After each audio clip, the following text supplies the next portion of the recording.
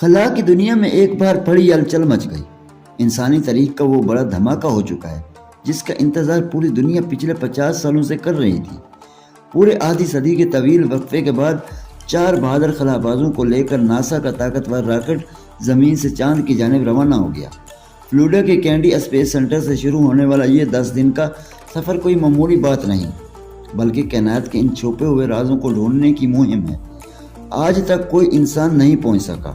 یہ مشن ان خلا بازوں کو زمین سے اتنا دور لے جائے گا جس کا تصور کرنا بھی مشکل تھا۔ یاد رہے کہ یہ سفر صرف چاند تک ہی نہیں بلکہ یہ مریخ کو فتح کرنے اور ستاروں تک پہنچنے کا پہلا قدم ہے۔